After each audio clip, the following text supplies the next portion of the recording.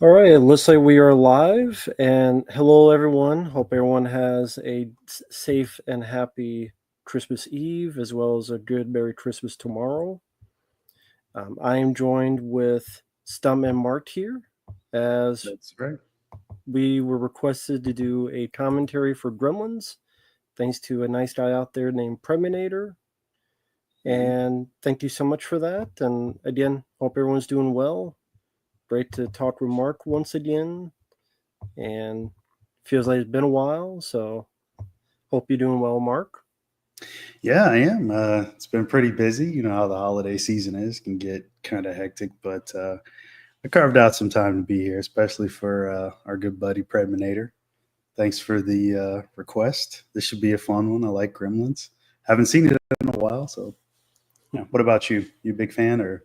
Yeah, I always enjoyed the film. It's always been a fun one, so it'll be fun to watch it again and then do a bit of commentary. Mhm. And yeah, there's Premiere in the chat. Thank you, man. Yeah, this is I hope you have a good one too. No Yeah. problem, man. Thank you for the kindness. And Mhm. to say hi to the chat before we start. Let me scroll up a bit. We have Hobble One, Crystal, Angel of the Night, Priminator, of course, Josh Pritt, Alex, the Feminator. Yeah, it's been very, very, very, very busy. Mhm. I have a lot of stuff to get to, but it's doing the best I can, folks, with the request. So for those who are waiting for it, just have to wait a bit longer. I'll do the best I can. But hey there, Blu-ray collector, Acres of Movies. Yes, Merry Christmas to everyone. Yeah. Merry Christmas to everybody in the chat. Thanks for being here. And I guess since it's already pretty late, 10:20, we'll start Hmm. pretty soon. Well, we just start now. Primator's in here. This was a request for him. Yeah. We are at the beginning of the film. We'll count Mhm. down. 3, 2, 1, pressing play. Okay, want to make sure started. It's got the Warner Bros. Logo. Yeah. It's just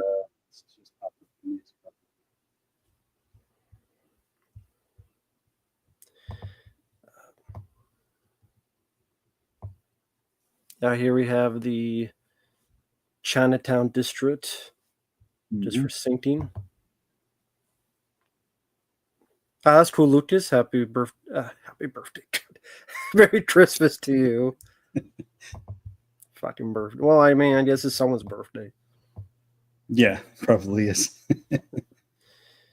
Um, this is where they serve all the cats and dogs. So cats on the left side, dogs on the other side. So if you want your pet buffet, this is where you go. Start Christmas on a racist note. Why not? You know all those stories. They're eating all the pets. All right. I remember Chris Columbus talking about like these stores, like just going past so many of them, and he'd be afraid to go into certain ones because they don't look like legit. They look shady. You never know what you're gonna find in those kind of stores. You ever been in stores like this before? Well, not like this, but at least like in different areas of the city where there's like strip malls and stuff like that, where it's probably a store you never heard of. You ever No, venture into any of those? No? nah, we didn't have cities where I lived Yeah, okay. growing up. So Yeah, I have actually ventured into a couple of these before, and you buy your ironically, it Jingles. was no. Well, you can make that. You don't need to buy that. But it was in Chinatown, and they have so many crazy things that you can buy. I mean, you could get lost in there and just spend so much money. And like they look small on the outside, but then you go in and it's like a million and one little things on the racks, and it's like, where do I start? All shit you probably don't need though. Yeah. Hey there, Vanderhoff. Merry Christmas to you too. Yeah, Merry Christmas, dude. Which do you like more, this or the second one? I was thinking about that earlier today. When I was a kid, I definitely loved the second one a lot more. Um, but these days, I kind of fall in between. Like, I like them both equally. I mean, sure, in the second film, there's way more going on. Yeah. Um, but I haven't seen the second one in so long that I don't even know where I'd sit on that. I don't know. Well, Merry Christmas to Rufus and Seb B. My answer, I like both of them. 2 definitely is fun with the creativity, but I would honestly say, while I do like the second film, I think the first film is a better film because I think it is more of a concrete story. The Hmm. second film is just, pretty like all over the place in a fun way, but it's if you think about like Zach Galligan, if you watch, he's barely in the film when he's supposed to be like the star. So Right. that, and it's like again the sequel is more of a entertaining gimmick of just Hmm. how creative we could be in compared to the other sequels. This one has more of a flow of a story of Yeah. discovery, getting too big for your britches, not following the rules, and then kind of the lesson at the end, kind of like a Yeah. storybook in a way. Yeah. Yeah. And then, you got this character's voiceover in there at the beginning. Like you feel like you're being read like a bedtime story kind of thing. Um, do you feel like it leans too far into satire for the second film? I know there's some satirical elements to this one, but the second one is like full on in your face, maybe even a little over the edge of extreme satire. It's like it makes fun of the first one even. Yeah, it doesn't bother me just because to be that different, I think was the right step. Otherwise, Hmm. you fall into a sequel that just is the same as the first one, and Hmm. it didn't do that. So I was fine with what direction it went. It didn't bother me. Okay. Real quick, like, hey there, Daryl P, and thank you, Freddie Lit. That's really kind of you. Been a while since I've seen this. I do remember the microwave scene very vividly, and the Gremlins watching Snow White. Merry Christmas, y'all. Merry Christmas to you too. Merry Those are Christmas. those are definitely memorable scenes. Yeah. Especially, I mean, I mean, that whole thing with the mom in the original script. The mom was supposed to die. Yes. Yeah. Roll her head Get down the stairs. She's gonna get decapitated. They're gonna kill the dog. They go Yeah. to McDonald's and they eat all the people, but then leave all the food. Yeah, it's pretty dark flick or script at that point. I think he said it was like 8 to 10 drafts. Mm, So eight makes to ten sense. drafts later, this is what we end up with. But it's still really, really fun. I mean, there's a lot of cool elements to it that weren't originally in there, like keeping Gizmo the Mogwai. He was supposed to be a gremlin as well, but Yeah, he he was going to be becomes the main. He would become the main bad guy. Yeah, mhm. Being Billy's sidekick, so to speak, is a much more fun approach. and sells a lot more toys, Yeah, that's true. like Baby Yoda. Right? Ah, Yeah. Steven Spielberg. Did he steal anything for this? Come on, Steven. You can be honest. Did you steal anything for this? You love stealing. Um, Yeah, I oh, mean, God, fuck Corey Feldman. I'm gonna say what I did. He's in this I was tree. thinking about I that. hope he stays in the tree. Live in the tree and don't come out. No one wants to see your fucking face. I was surprised you didn't say you like two more just because of him in this one. I mean, I should because it's Rambo is in it, but I love both of them. But this one, it's like I said, I think the story I probably put above just because Mm, it's like this is more of a story movie, while that is more of let's take the piss out of the idea of sequels, which is yeah. fun. But Hmm. Merry Christmas, Jetson Jack and Bronson. I've always hated Feldman in TMNT. I thought it was a shitty voice. The guy in Don't get him started. the side of the second film, the guy in second film was much better. Hmm. Adam Carl. He actually sounded like Donnie. Fuck Corey Feldman. But Hoyt Daxton, yeah, as the dad, I always liked him. He's been in quite a few other films. I think he was in, was it Death Valley? I think that's him in there. I'm sorry, I barely remember that film, Death Valley. That was Dick Miller, though, right there. Yes, the great Dick Miller. Mm-hmm. And that's one aspect I like about the second film is it felt like he had a bit more to do. He even had a couple little heroic moments. Right, yeah. And Dick Miller had been around for a long time, and then Joe Dante kept using him in The Howling, The Burbs, Explorers, all sorts of stuff. I mean, I don't have a favorite performance of his, Acres of Movies, but he's just always a good character actor that just... I guess I would say this character, because he'd had 2 movies that he was able to... Right. You set him up here, you have a little bit more of the second one, so I always liked him. I was just thinking that Predminator, he talks about Dick Miller in Terminator 1. That's such a really short role, but like it's, you know, very memorable. It's fun. Short but fun. And we just saw it was the owners of, well, that too, but the executive producers, you saw Spielberg, Kathleen Kennedy, and Frank Marshall was they run Amblin.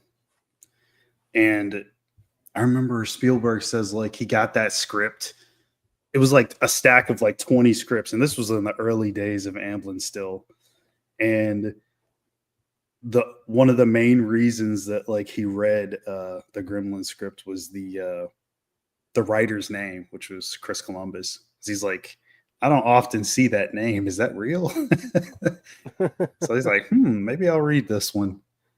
So, I mean, just think about like the 19 other scripts that were probably in that stack, you know, like that, that could have made 19 other careers. Like, but he chose this one. I mean, it's a good choice. I've never read the original script, but I mean, if it's as dark as they say, I'm pretty sure it was probably fun as well, just like this. Yeah, exactly. And we know, you know, Columbus is talented. That's obvious by now. He's not a hack. Oh, exactly. Of course, we have Phoebe Cates, probably most famous for Fast Times at Ridgemont High.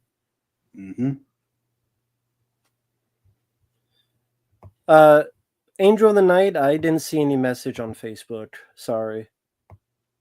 I mean, I looked at message requests. Sorry, I didn't see that. Maybe unless you went to a different me. Trippy. But fuck this bitch, by the way, this girl. I mean, this lady, this Deagle. Yeah, Deagle. Coming up. Mrs. Deagle looking like a beetle. More like a bitch. Right.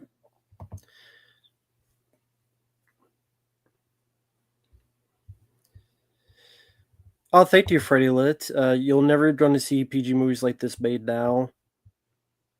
Hey, Trump's in office. Maybe we'll get them again. PG movies with titties. Let's do it. Let's do it, goddammit. Goddammit. But yeah, this is one of those things where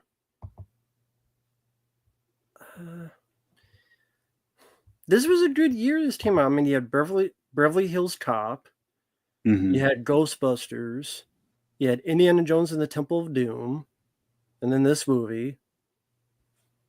I mean, hell, that alone is more than this year. Right. That was the same day, wasn't it? Didn't they open like against each other? Ghostbusters and this?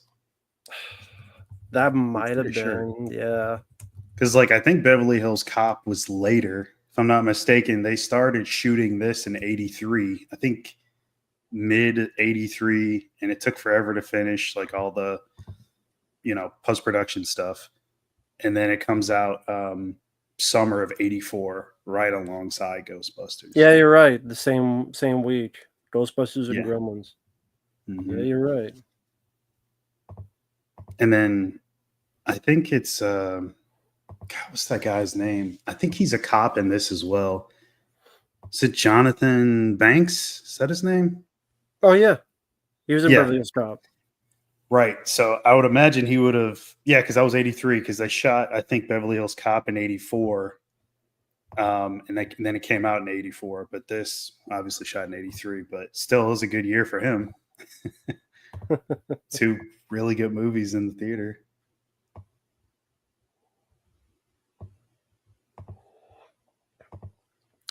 Yeah, also you had films like Star Trek 3, Romancing the Stone, Police Academy, 16 Candles, among others. Yeah, it's a good year. Here to Angel in the Night, you were asking about, there it is in the chat. One on my Facebook.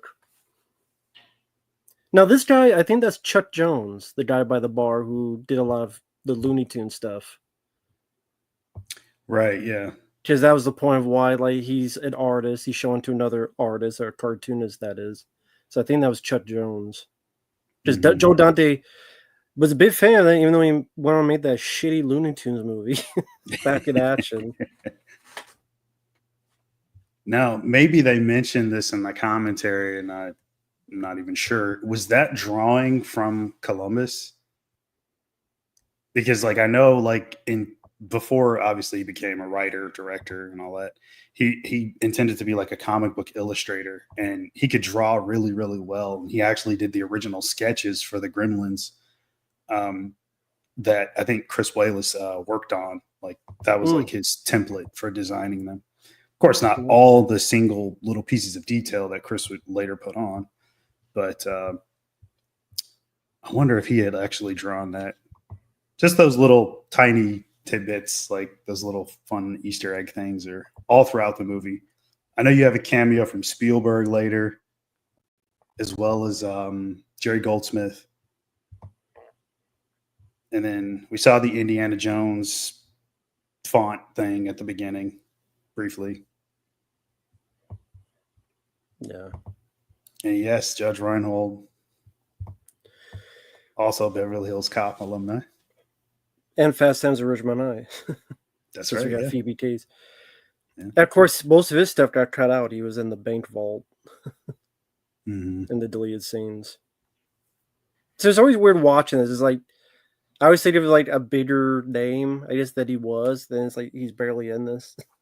So Yeah. that always threw me off a bit. Showing It's a Wonderful Life, which Vanderhoff was asking. I have a review of that on the channel, Vanderhoff. I liked the film.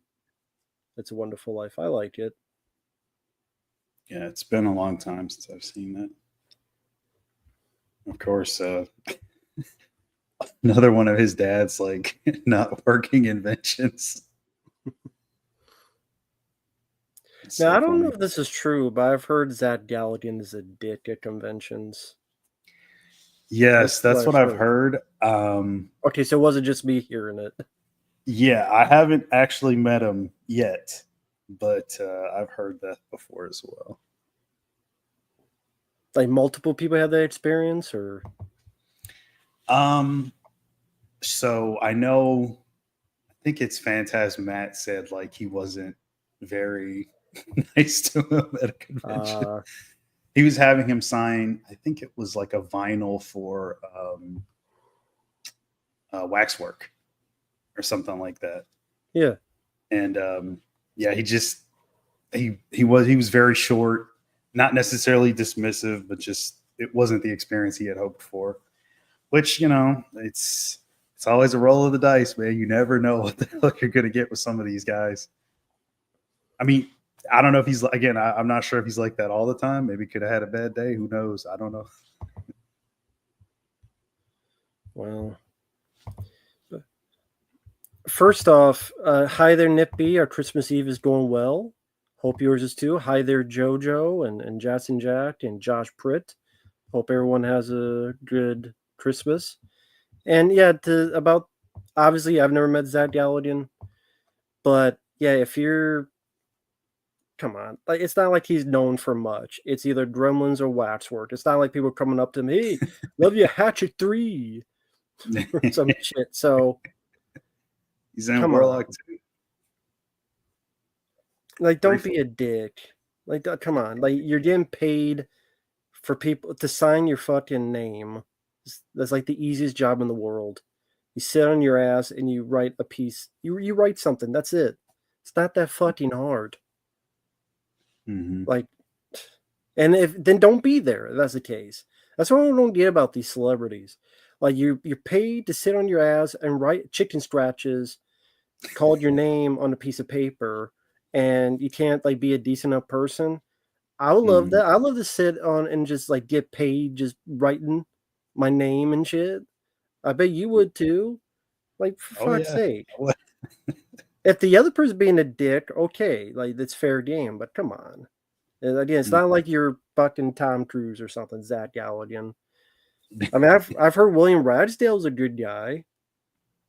I've heard good stories about him. Like, take the page from him. Don't be a dick, Zach. I've heard the opposite for Chris Sarandon, though. Yeah, I would bet. Bronson, I have seen It's a Wonderful Knife. I haven't.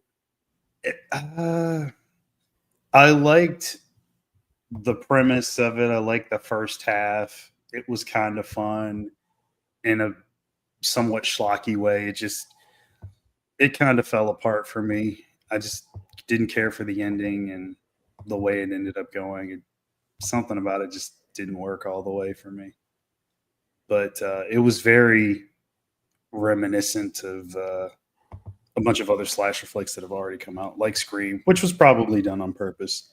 I think a character's name in that is is it Sydney Weathers or Gail Prescott or something? It's something like that. And I was like, oh, well, that's very on the nose there. The guys could have come up with anything else, but okay. That's funny. There's two. I forget. Yeah. There's two Nip B's because I think I said this before. Yeah, I always forget. There's two Nip B's in the chat. There's Nip B with different Nip B1, Nip B2. Oh, okay. I hope you both are doing well. And hey there, Daniel. These effects worked for their time. I mean, they definitely did improve it in the second film, which is Rick Baker in the second one, or who did the second one? I can't even remember now. That's a good question. Yep, Rick Baker. Okay, I was right. I was telling myself, but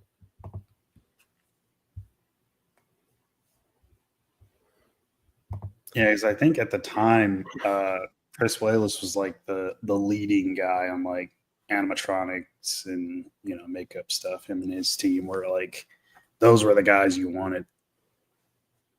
What did he do before this? Are you talking about Chris Wallace? Chris Wallace, yeah. Yeah, because that would have been way before. Well, yeah, somebody, Nick B says he would do The Fly after. Yeah, that was 86. And that was, because I'm trying to think, also he ended up, didn't he direct the second movie, if I'm not mistaken? Yeah, he did this. He directed the second film, yeah. Right. The Fly 2. It was 80. Was that 88? Yeah. Wait. 89. 89, okay. 89. Real quick, thank you, Dark Metal Spider. Hey, man, Stem and Mark. Merry Christmas. No problem. Whenever you do, feel free. Thank you, Dark Metal Spider, and thank you for the kindness, man. Hope you're doing well. Hope you have a Merry Christmas, and hope everything's safe for you as well as everyone else. Thank you for your kindness. Really appreciate it. Yeah, thanks for jumping in, man. Appreciate that. Merry Christmas. A woman, because I always say people, man. I know some females are in here for some reason.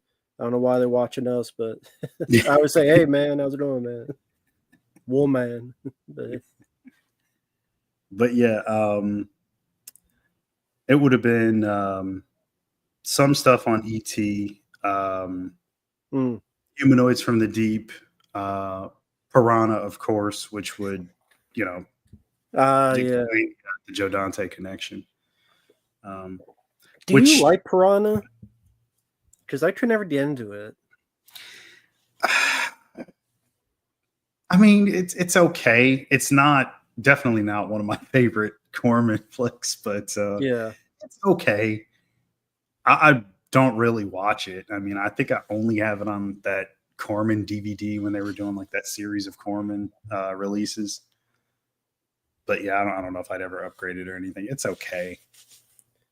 Yeah, because someone was mentioning one of these movies before. Sorry, I missed it. But when I think of Joe Dante, I think of this film and the sequel. I think of The Burbs. I love Inner Space.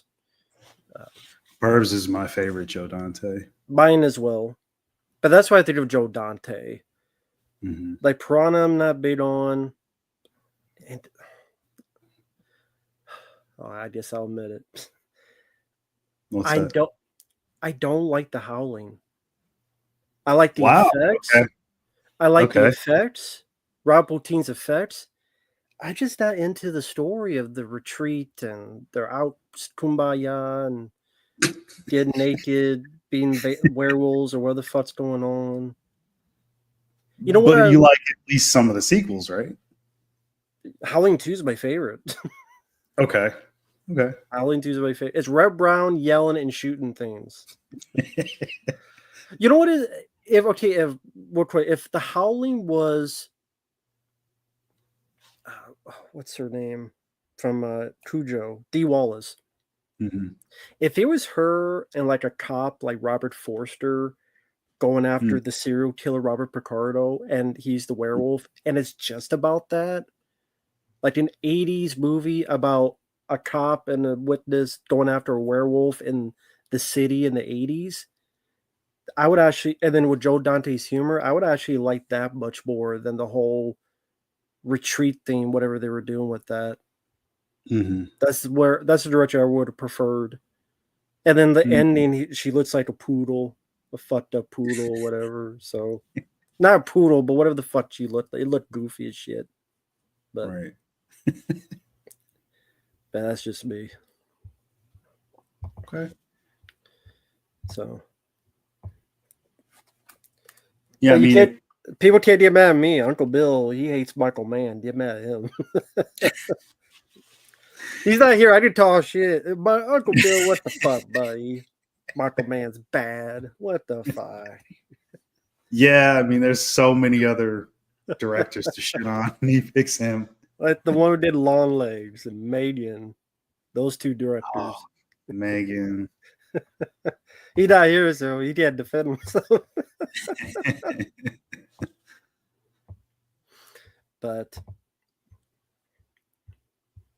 nice touch of the comic books there. Do you have more of the inclination of him being an artist? Yep.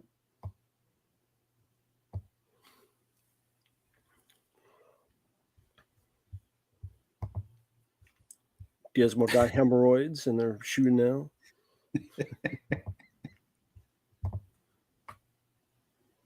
So did you grow with I know your worst is a hobgoblins. You mentioned that the word. But did you grow up with like Critters and Munchies and some of these other films or not so much? Ghoulies, not really. I would see that a little later. Critters I did see earlier, but I would say the first one out of all of the ones that were in the vein of this would have been this. It was just on all the time. And, being that young, I didn't realize that, I saw it probably early to mid 90s, maybe. Obviously I wasn't even alive when this came out, but seeing it a little later, when I was a little bit older, to be able to appreciate, all the effects and stuff. It was a fun time. I enjoy this one probably the most out of all of those. I do like the I mean, Critters 2, obviously. Everybody loves Critters 2. I like Ghoulies. Hate Hobgoblins, but you know that. Trying to think some more of the other ones. I didn't grow up with Munchies at all. Yeah, I can't think of any more of the like rip-off kinds. I mean, but this one was like those. I mean, just as much as those are like this. I mean, it's sort of the same thing. This one just has a bit more of obviously a budget behind it, and not just Spielberg's name. It just has more of a more heart to it in a way. And I mean, obviously the music and stuff, and Gizmo. Everybody wanted Gizmo as a pet. I mean, despite the chaos that the little guy can bring about. I don't. I don't want him. He's good for the movie, but I don't want him.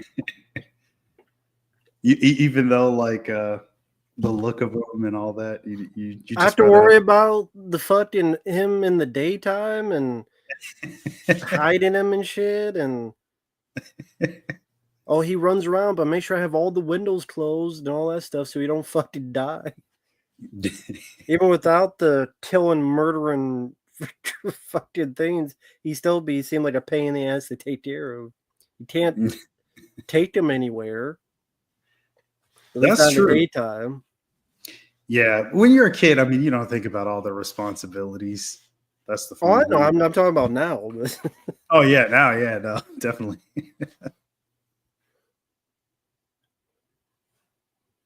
Yeah, Civil Wings. By the way, I hope you're doing well, man. Yeah, the original script, we mentioned that how the mom got killed and her head was thrown down the stairs. The dog got killed. They ate at McDonald's, but ate the people. All that stuff in the original draft. Motionless Zombie. No, I haven't seen Sonic 3 yet. Me neither. Thought it was the best of the 3 movies. Oh, okay. That's cool.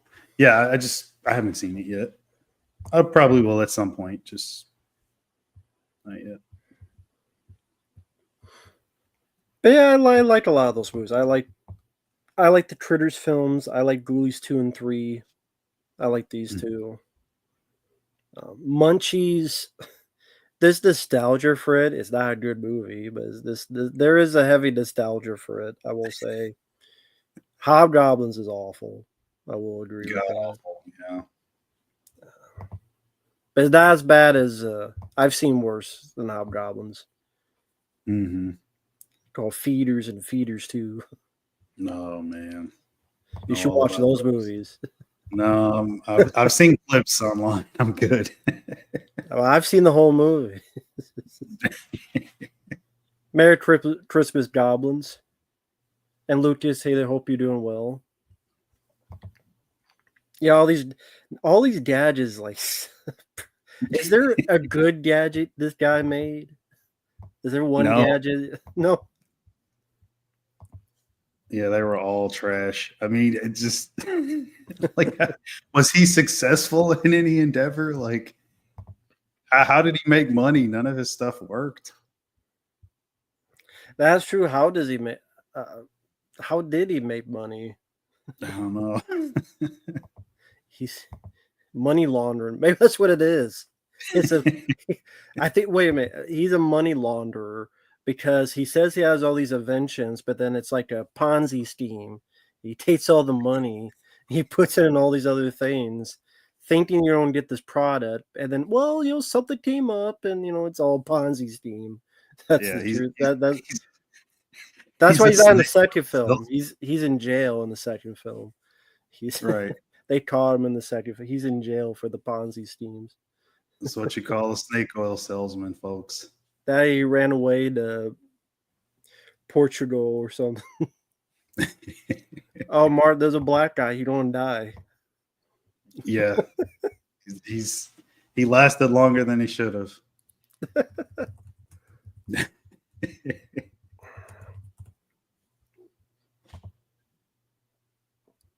That that's the thing. Now, I mean, trying to think, do a whole lot of people die? I mean, the awful lady Yeah, Beetle, Deagle. she dies. Mm-hmm. But yeah, I mean, it's funny. One of the only other people that die is the black guy. Yeah. Racist. And well, no, that's right, because he's in the second one. I mean, you're sort of left to believe that Dick Miller and his wife dies, but they survived somehow. Yeah.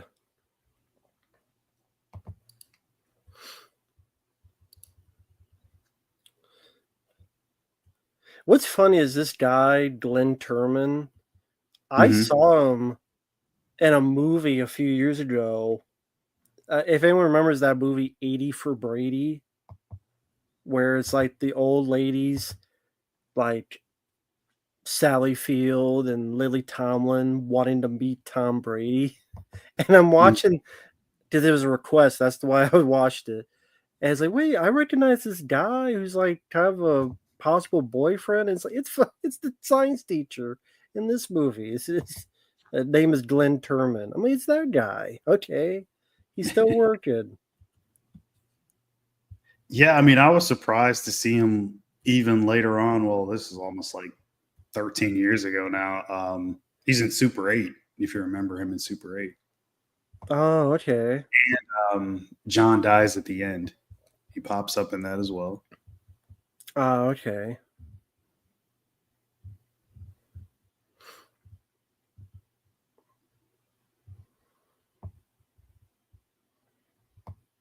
Nah, Bronson, I haven't seen it. I didn't watch Disney Channel. Did you see the collectible company ECC made life-size props of the evil gremlin and Gizmo? I'm not paying $2,500 for anything, let alone. Yeah, that's a little much. I mean, Give it to Garrett. He'll pay for it. he probably would. Well, hey, you are Big Money Mark, you know. He's big money Garrett, though. One quick question. I mean, oh, sorry. It would have to. Well, it would have to walk and talk, and maybe I got like a remote control for it, and it better be as cool, like animatronic wise, as like the ones in the movie or something. I'm going to pay $2,500.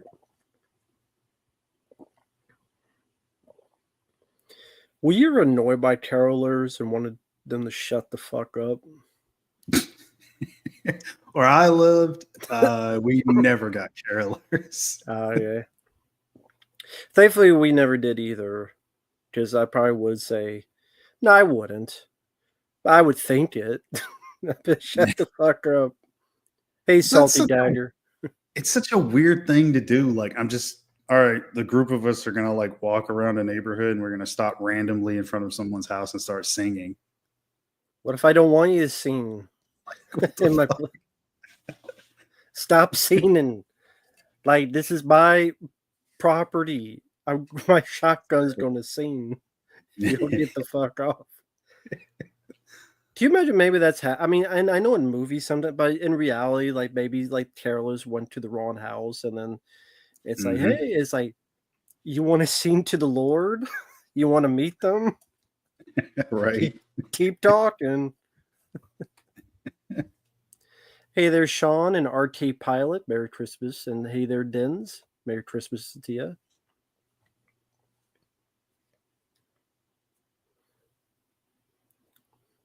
Billy, stop being a dit, Billy. Come on, Billy. I mean, I'm all the way in, like, with his infatuation with her. I could totally see why. I see what you did there. You're all the way in, balls deep. I see how you do it. Point of no return. Acres of movies. Oh, sorry. Go ahead. No, go ahead. Acres of movies. I know someone else probably don't bring it up. I don't want a Gremlins 3. They did a cartoon. I never saw it. Secrets of the Mogwai. No, because if they did as Gremlins 3, it would be a copy. It'd be a big nostalgia fest. It'd be a bunch of Easter eggs.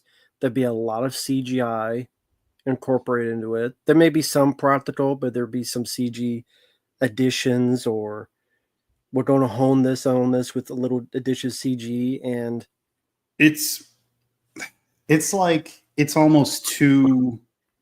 The original is like too fun and too nostalgic in a way. It would end up like Beetlejuice. That's the way I'd see it like turning out, and that's not at all. Jesus. Well, a lot of people did because it made a lot of money, but Yeah, unfortunately. it's like, okay, I got a request for, what was it? There's so many sequels that come out. They're just the same fucking movie as the first one, and it's just laziness. Hmm. I don't want that shit. Yeah, and no, I'm good. All too good on that. The time has passed for a sequel. Yeah, You would have had to have done it like pretty close after the second movie. But I think I've had my fill with Grim. I think 1 and 2 is enough. I don't think there's anywhere left to go, really. I mean, other than like more over the top, but I don't want that. Like, I think the second film is like more than enough. Like, it goes far enough. it'd be like the Zach and Phoebe's kids. They go back to the town and they find either Disbo or another one, and then the town gets taken over again, and it'll be maybe Christmas time again, and Right. Yeah, exactly. They'd have the gun belt. Disbo. He had a bow and arrow last time. Now he's got the gun belt this time. Yeah. I mean, the rules with the time thing, it's always, they make fun of that in the second one. Yeah, after It's, midnight. Yeah, yeah, it could be midnight somewhere else. Like if it's on a plane and they go into a different time zone, what if it eats then? Does that still count? yeah. Blame Chris Columbus. I don't know let him explain it. Maybe he got pissed because he ate that shitty food. At least it Yeah. looked like shitty. Hey, country shape. Yeah, whatever you do, no water, no sunlight, and no food after midnight. Mm-hmm.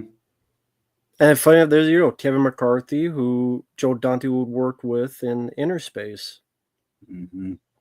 a few years after. What if they had spin off where the dad made useful inventions? Now you that'd be totally unrealistic. Right.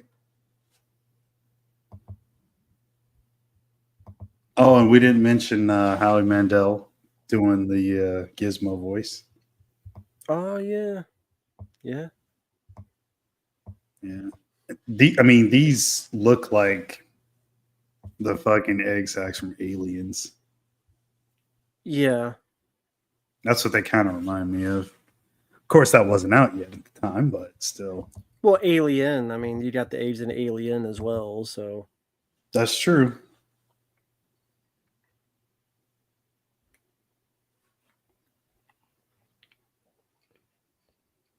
damn, I forgot what I was going to say. Well, maybe it'll come back to me. Yeah, I still have the Blu-ray for this, the Diamond Lux Blu-ray. Yeah, I still have it.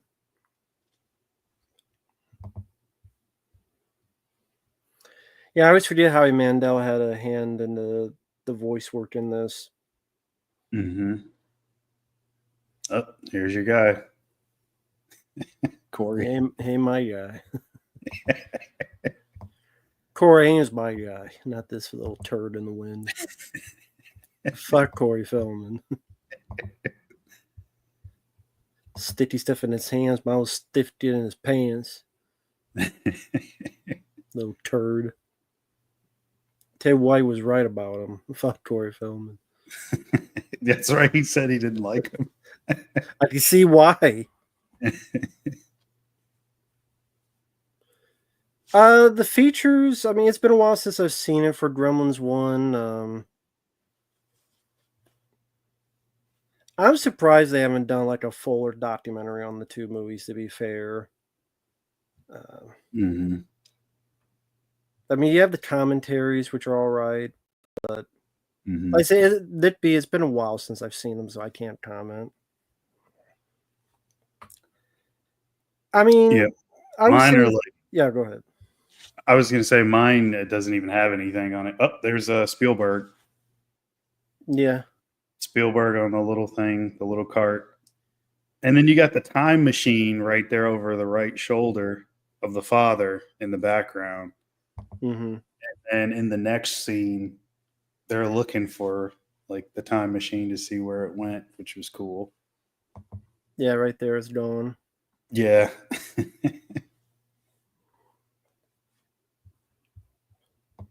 And then Jerry Goldsmith on the phone.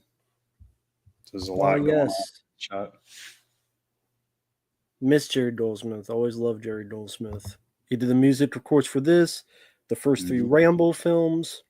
Mm-hmm. Personal favorite of mine, Leviathan. Yep. Runaway, which we did a commentary for. Yes. A lot of stuff. Star Trek the Motion Picture. One of the great composers. Yeah. I go back to maybe my favorite composer. Usually I would say John Carpenter. But Jerry Goldsmith just, I think because he was able to have the opportunity of variety.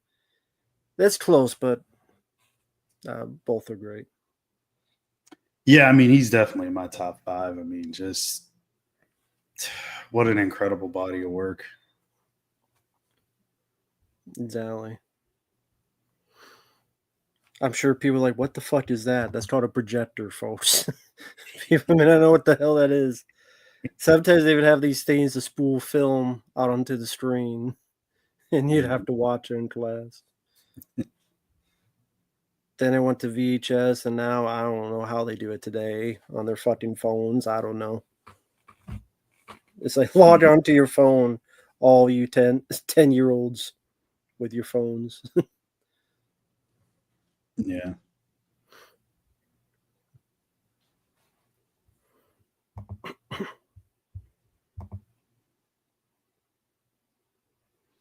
And I'll quit though, I will say with Joe Dante.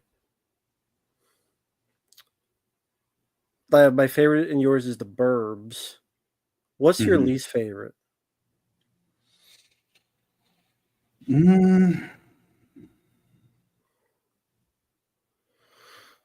I guess maybe Piranha.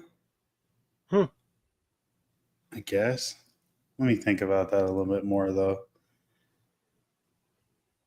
It's like I like The Howling. I don't watch it a ton, but I do like it.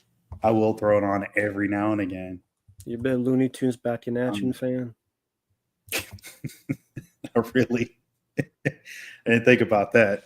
But I guess you like it more than Piranha. Yeah. Yep. I didn't. That's what I was saying. Like I didn't think about that. So I'm thinking about all the stuff that I like more so. I like a good chunk of Explorers. It's a good way to put it. Yeah, it's another one doesn't quite stick the landing, but I like it still. It's fun for what they're trying to do. As a kid, I didn't think there was anything wrong with it. Watching as an adult, it's a whole different thing. Oh, don't get me started on Explorers, man. I love the first half of Explorers. It's like I adore it. It's like the almost dream come true. Like if I could be able to be in a spaceship and and they just take such a shit on the ending, the third act, when it's like they get on a spaceship with this annoying fuckwit singing songs and acting like Bugs Bunny, And it's like Mhm. they took Close Encounters of the Third Kind, and then it turned to like a shitty Adam Sandler, fucking ridiculous six, Jack and Jill shit. God, that movie is fucking horrible. Just like the ending of Explorers is fucking horrible to me. I hate the third act of that movie so much. And I love the first. That's what kills me. I love the first half, maybe in the Mhm. first 2/3, but I fucking despise the third act of Explorers. It's fucking. I don't know what the fuck he was thinking. Like, imagine Close Encounters of the Third Kind ended with the spaceship opens up and it's fucking. I don't know. Pick whatever alien. Alpha Melmac. I like Elf, but I wouldn't want him at the end of Close Encounters. Hey, any pussy to eat? Where's your cats? Right, yeah. Hey there, Fur Art Style and 30 HSC.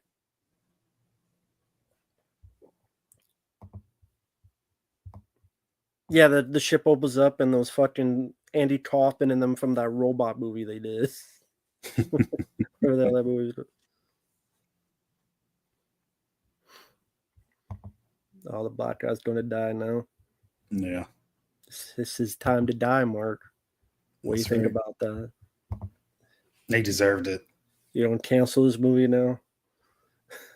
No, I mean he should have died. He's an idiot. Like But they kill a black guy. It's I illegal. don't he's an idiot. He's like, oh, I'm so smart. I'm doing all these tests, and then like it's transformed into something that I don't even know what it is because I don't even know the species. But then I'm gonna try to feed it a fucking Snickers or whatever.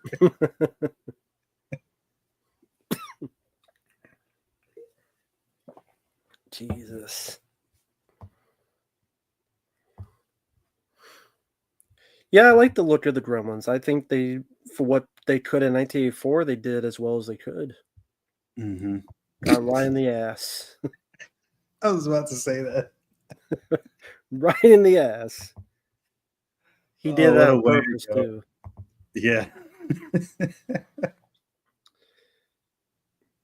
Imagine if, like, a kid comes in and finds that. Just a teacher with a needle in his ass.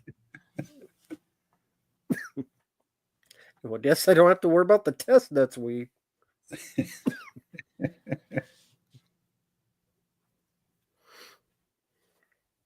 That was probably something that could have been in the script. Like he started eating the teacher.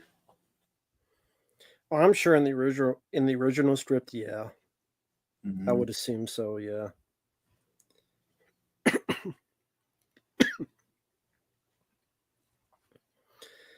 But it seems like I'm trying to remember the movies, but I know I've heard that before, the other movies that were going to be much more violent and then they became a bit more kid friendly.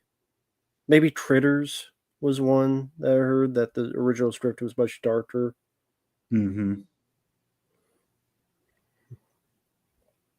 I know one was, and this was a full decade later, but The Mask was always one that I'd heard that about Mm,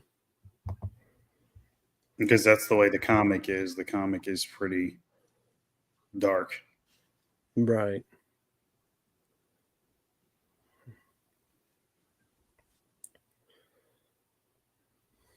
Oh, okay, here we go. So I guess this would have been where the mom would die. I guess on Yeah. the dark word.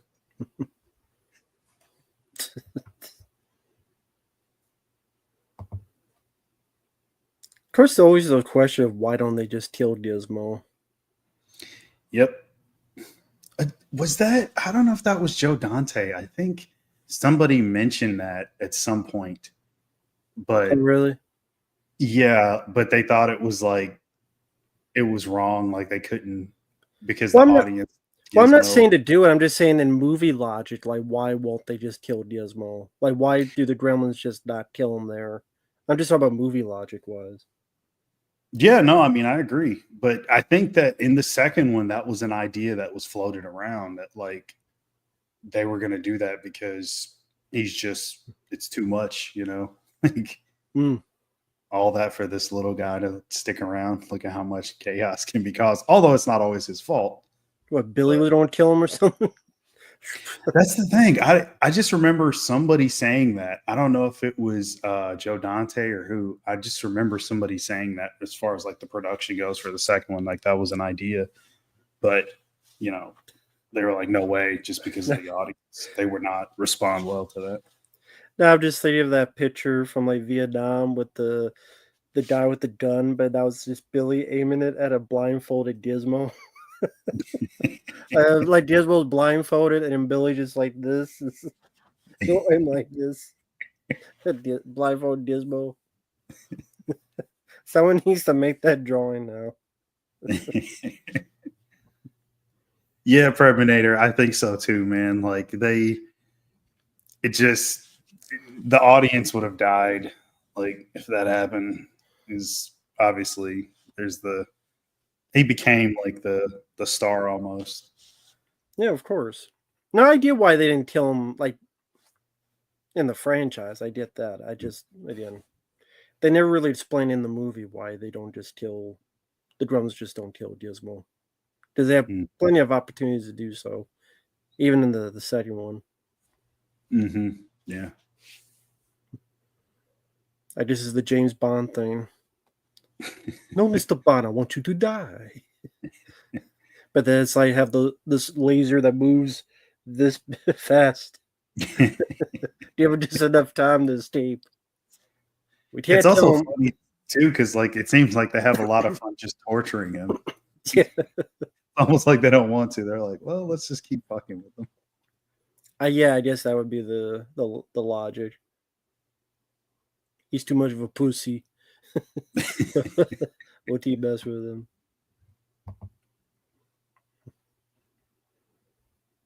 Eating those gingerbread man cookies right there. So is the yellow on his face meant to be the cookie dough? Yeah. Okay. The little icing around the cookie, yeah. Oh. It's just that whenever I eat cookies, I don't need that much damn icing on my fucking lips. Goddamn.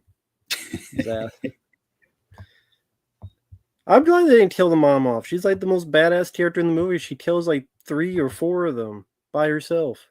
Mm-hmm. Rambo's mom. Yeah. She killed one already. She's going to stab the shit out of this one. Yeah. There you go.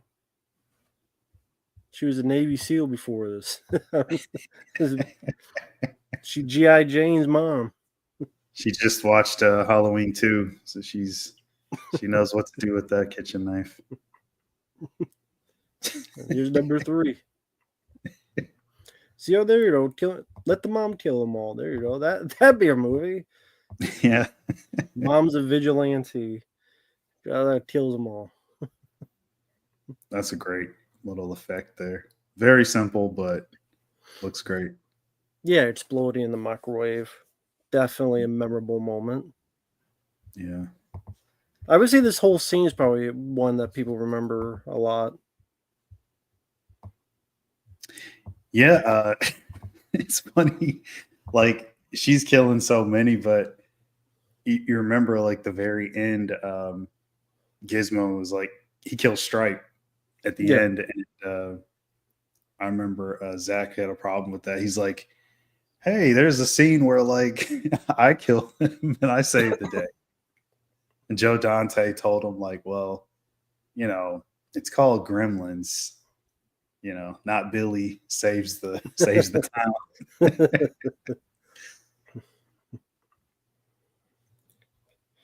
Yeah, if you watch the scene, you could see where Billy's position that he helped with the blinders as well, pulling the thing. Mm-hmm. So they did film that, but they took his thunder away. They did. That's the best right there. Like the red eyes, like in the tree.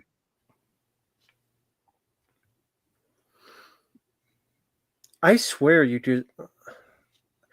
I don't know why. Not each time, but sometimes I feel like I see like there's someone behind the tree in red pushing the tree. I don't know why. That is just my eye. Maybe it's like a decoration I'm seeing. But it's like as soon it's like I see the tree, it's like I see something in red that might be a person just pushing the tree up. But again, it might be a decoration. Or a stocking. Maybe that's what it is, a stocking. Yeah, maybe.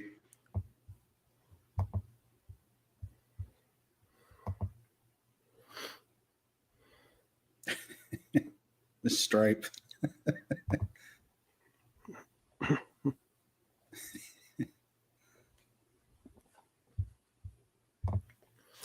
You know, I never thought about this. Getting wet makes them duplicate, right? Yeah.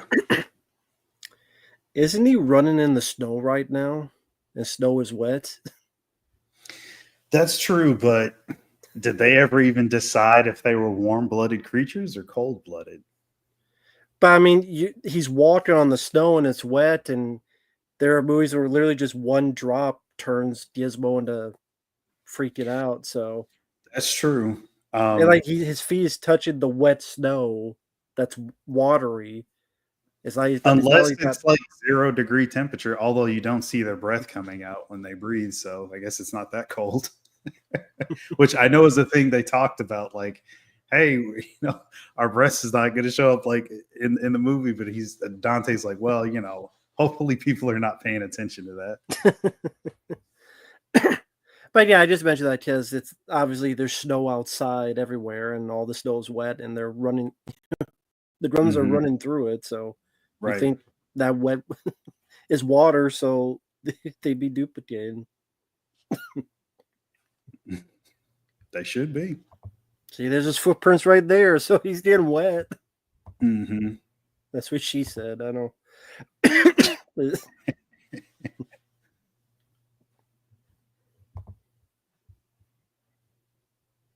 This is another scene that I always remembered. Because then you're like, oh my God, what's next? Yeah.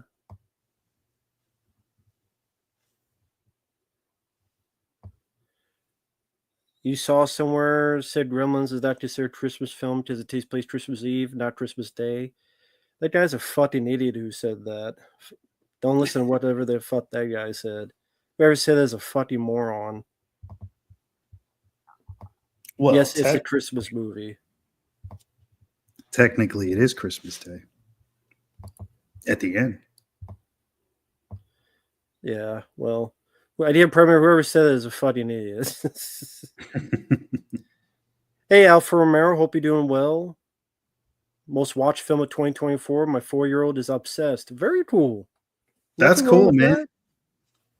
Hope you have a Merry Christmas, Alpha. Yeah, Merry Christmas to you. Now when he's 5, get him obsessed with Die Hard. Yeah. And Lethal Weapon. Yeah. Have your 5-year-old watch Die Hard. And ho, ho, ho. They were too young for, bad guys getting fucked up. And Cobra, the triple feature. Oh, yeah. Yeah, it'd be great to show a 5-year-old Cobra. Yeah, exactly. Exactly. It's a good intro into Stallone. Yeah. Well, your eyes, pig. What does he mean, Dad? Well, someone pisses you off. That's cool. When you go to kindergarten, you say, I want your eyes, pig. And everything will be fine. It's funny you say Cobra, because I do have. Uh-oh. What's he got here? Oh, nice. Yeah. The whole thing. I need one of those so bad. Yeah. This was sent to me a while ago. I guess they knew I was a big fan of Cobra, so it's with the studs, which I'm not going to do that again because it don't hurt. But there you go. If you want to send that to me for so I can check it, Yeah, I mean, I already checked it, but I got you, man. I got you. Yes, Mark did a great job with the thumbnail and the backdrop. Congrats. Very nice to Mark. Thank you for that. Oh, yeah. I had to make it a little festive. And hey there, Mel Blank. Merry Christmas. I sent Frank Welker, who voiced Stripe and Mohawk in Gremlins 2, some Gremlins cars, and he signed them. Very cool. Hopefully he sent them back to you.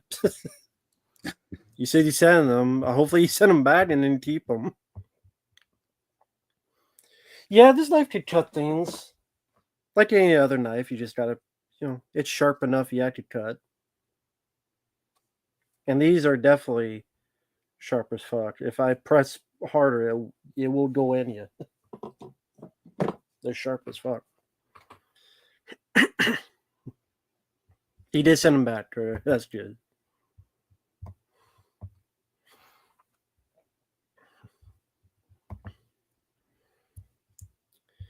And yes, someone mentioned before, yes, Chris Columbus, he was going to do Christmas Vacation, the movie, but realized Chevy Chase is a dickhead, so went on and did Home Alone instead.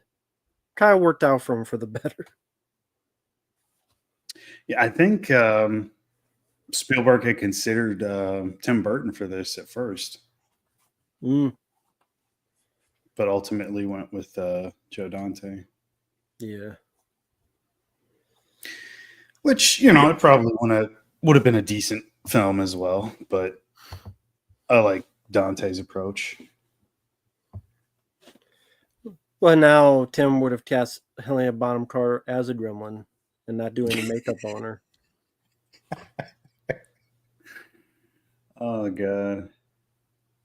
Hey there, Bobby. Hope you're doing well. Favorite gremlin in each film? I mean, not counting Gizmo, I guess I would say Stripe in this one. Mm-hmm. And in the second one, the Spider Gremlin. I'll go with the electric one. That was kind of a cool idea. Oh, yeah. Now that was like pushing the envelope, like that's really going for it. Yeah, that's what I liked about it. Jackson Jack. That's a good. I mean, that's pretty spot on. Lil Tim.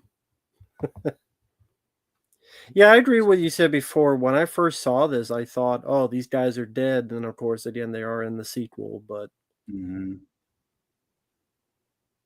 they might say on the radio in the movie that, they're not dead, but it's easy to assume that in this. Yeah. But just like, well, how did they survive? Because I would imagine they see right over his right shoulder, there's a window.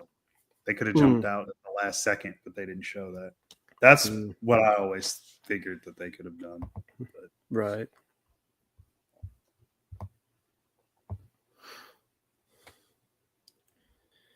Yeah, I don't think Joe Dante was the better choice. I mean, Tim Burton did well in films like Pee-wee's Big Adventure and Batman, but I think Joe Dante was the best for those. Yeah.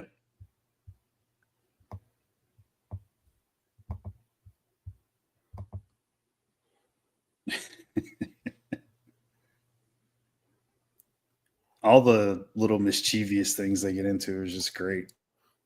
Yeah. It's great stuff. Yeah, it's one of those things where the effects still hold up fairly well for what they need to be. And I like how Gizmo's like this pissed off, like his eyes is like he had like the Steven Seagal eyes. Like,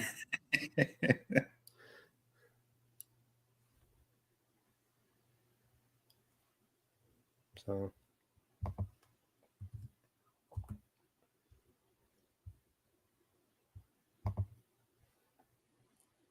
and I think technically you could say that this exists in the same universe as the Goonies. It is? If you remember the scene in Goonies where they have the cop is talking to Chunk on the phone and he talks about yes, the story of the creatures that multiply when you throw water on them. That's right. Okay.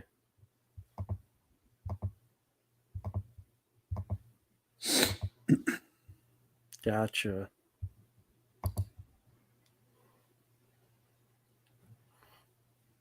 That's cool, Angel. On that, I'll check after on the stream, but I'm glad you got the Facebook thing. Yeah, I put it. People have been asking me about what my Facebook is, so I put it in the chat earlier. But I'll check that after. Glad everything worked out. Hope you're having a Merry Christmas, Angel.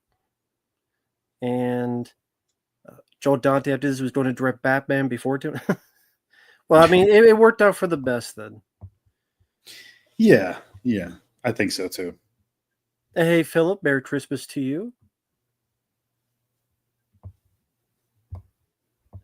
Yeah, Mrs. Beadle. Mm-hmm. You lazy bitch having this chair. Nah, I know. For people, there are people who need that type of chair, of course, in real life. Absolutely. She don't need it because she's a bitch. She'll die anyway, so. Well, that was the same writer, so could have been just a little in joke too. Because technically Corey Feldman's in that.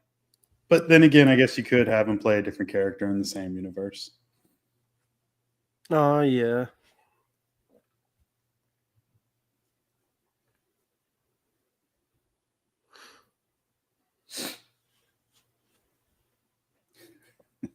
Deagle. Yeah, there, lady.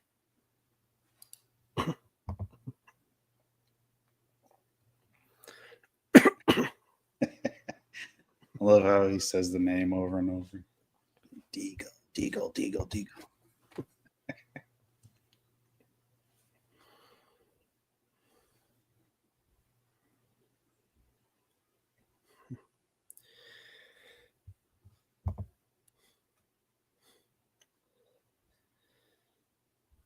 That's what you did. You should have climbed up the stairs yourself.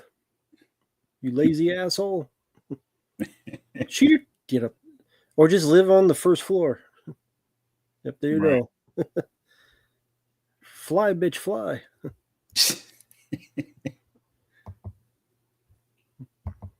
Yeah, there's Jonathan Banks. You were mentioning him before on the left there, yeah. Like you said, would be in Beverly Hills Cop the same year. Yep. Also be on the TV show Breaking Bad. Yep. And Better Call Saul.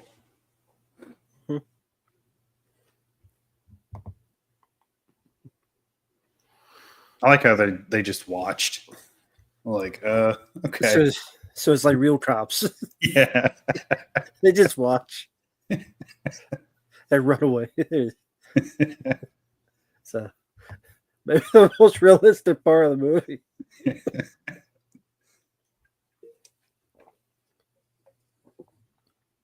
Mel Blanc, I don't want to see Gremlins 3 in any direction unless it's the direction of dumpster. So don't want any type of Gremlins 3. Nope.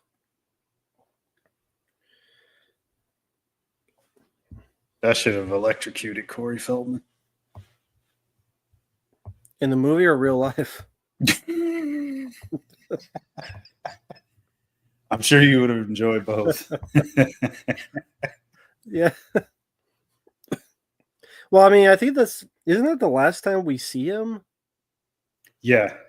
So maybe they did get him. Maybe. He's not in the sequel, so maybe they did get him. He's not, yeah. They ate that little turd in the wind. The sequel was 1990, right? Yes. So would you have preferred him in that over TMNT or? Yes. That's what I was thinking. Yeah, I'll give you that. Yeah, Merry Christmas to you too, Bobby, as well as everybody else. Yeah, Merry Christmas.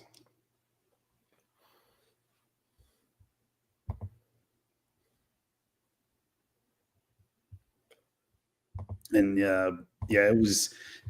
I know it was really tough to shoot with that little gizmo. They had a ton of wiring and all sorts of stuff. So was kind of a good thing that he was in the backpack most of the movie because they could hide all the cables and motors and stuff like that. Right. But by the time they get to the sequel, they could do pretty much anything with them. Mm-hmm.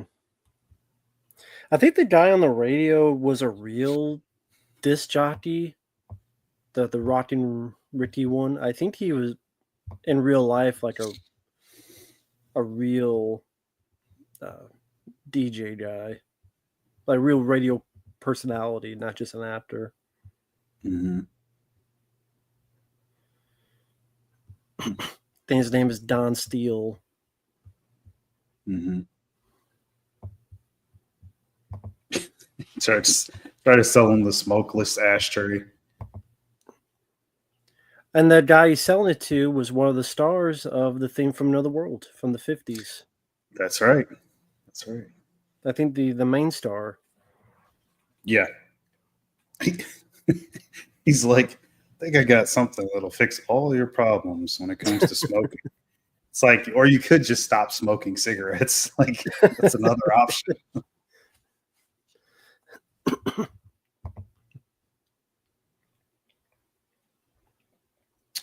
And I believe the scene with all the gremlins with Phoebe Cates was like added in later.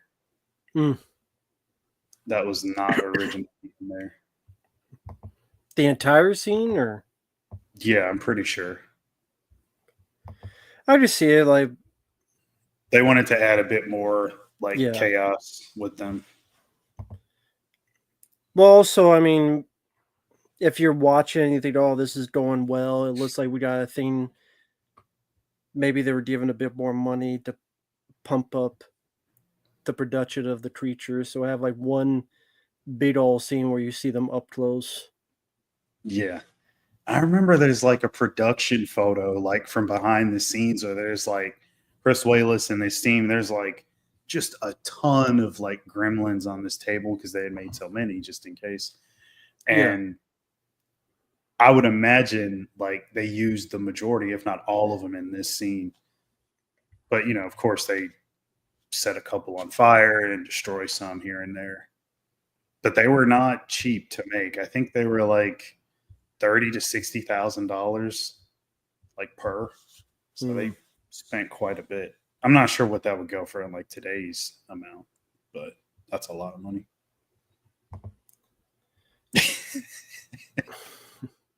So I wonder, would that be a female gremlin or a cross-dresser gremlin? I would imagine just cross, maybe. So it makes me wonder, like in the second film, is that a male gremlin cross-dressing and one's Robert Picardo, or? Well, again, I haven't seen the second one in a while, but isn't it like, I know they're like in a lab and then they get to like different potions. So there's different stages of evolution of the gremlins and stuff. So it did the Caitlyn Jenner thing. What? I'm not gonna say anything to that. The gremlin was Bruce Jenner, became Caitlyn Jenner. One in Robert Picardo. That's the truth. There's nothing wrong with that. You're right. There's nothing wrong with that. I mean, it's the truth. It's progressive, I guess. It is. There you go. It's ahead of its time. That's how Caitlyn Jenner got an idea. Watching Gremlins 2. And said, I need to be that. Oh my God. What? Am I wrong? I don't know.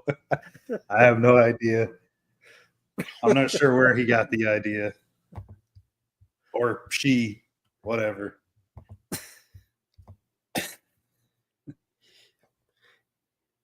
He got the idea. Anyway. Yeah, we'll go with that. I just love making Mark uncomfortable.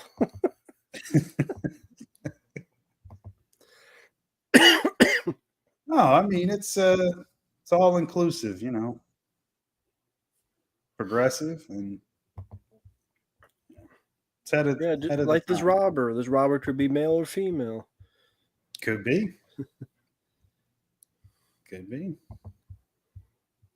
Well, it's funny that like you mentioned that because they don't really have reproductive organs because they just multiply with like water and stuff. So, but I guess we just assume they're male because I guess Gizmo's a boy, or I don't know. We'll go with that. Sure, yeah. Jazz said, "Jad, what makes you think I have this in 4K? Did this even come out in 4K? I don't know. I don't think so. I'm gonna check now. I'm curious because I only have like a really bare bones edition of it. Hey there, James. Hope you're doing well. It is in 4K. Well, there you go. Came out in 4K in 2019, and it is not rated very well for picture quality. So they probably just like dumped it onto a disc, upscaled it, dumped it onto a disc. Probably didn't do anything extra to it. I'm looking at like features and stuff. Yeah, it looks like it says audio quality's good. But yeah, there's no extras really. There's a really Well, that's weird because the Diamond Lutz Blu-ray had features. Okay, it's got some stuff. Might be the same.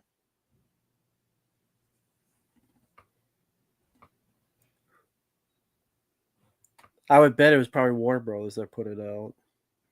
Oh yeah, they're known for doing that. Okay, so it says that the 4K disc has the commentaries, but no extras. The 1080p disc does, though. Well, now you're on the hunt to see there's a German 4K. Well, I mean, it's got the Blu-ray in it, but it's just got basic, features on it, some making of stuff. What did you think of this whole story? I'm glad they kept it in. I know the studio execs wanted to cut it out, and Spielberg did at one point as well. But he said since like it's Joe's project, and Wayless wanted it in, well, he's like, it's their thing. I'm just gonna back off and let them do it, and it'll stay in. And it did. And I like the story. I mean, it's a bit dark for the tone, though, that they're going for. You kind of think that it would be cut out, but I still like it. I mean, it does have somewhat of a relevant meaning. I mean, because you wouldn't, if somebody told you the story of like Gremlins or something like that, you probably wouldn't believe it. But things that you wouldn't think would be real can be real, and they are real. I mean, obviously Santa Claus isn't, but these things are. So I like it. And it doesn't take too much time up, and it gives her character a little bit of trauma. She's not just the pretty, prissy girl next door. She's got a little emotional trauma and damage to her, a little baggage. Nothing wrong with that. Well, yeah, your dad being stuck in a fucking chimney will do that to you. Breaking his neck. Well, at least he didn't break his neck trying to suck his own dick, so I guess it could be worse. In the Santa Claus suit or out of it, or hey, I mean, sleigh bells and all. May want to see if his chestnuts were really roasting on an open fire. I need to go check. That's why you don't need a fireplace. What, your balls? No, I mean, roasted? I just don't like fireplaces because they don't really do anything. I think it's a waste of wall space, personally. Mark uses a flamethrower he has in his closet. Yeah.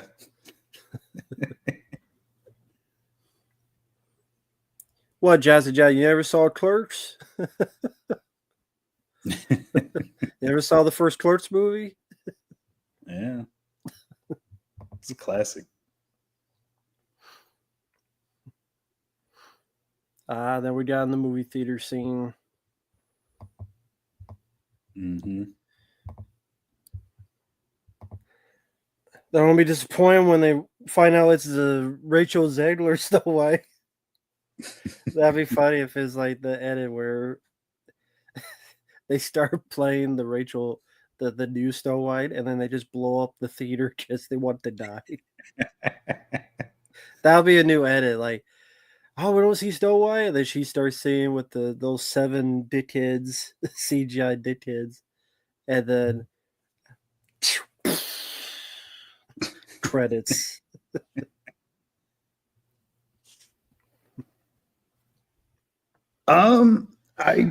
It's not so much that I don't know how to operate a fireplace. I don't personally have one. I never wanted one. I just think it's a waste of wall space. And who the fuck wants to keep buying firewood? And even if I lived in the area where I could chop my own, I'm not fucking wasting my time chopping firewood. As far as them working, I've been in a couple of houses that had them. I did not start the fires, but they didn't work to me. It was still cold in the room. So I don't know what that says. He didn't start the fire, and the walls are turning. He didn't start the fire. I mean, they're cool to look at aesthetically, but I don't want one. I don't give a fuck about fireplaces. And I don't, that's why I don't have one. It's called a heater. Just have a fucking heater. Yeah, that's what I mean. Just use a regular heater or whatever you got.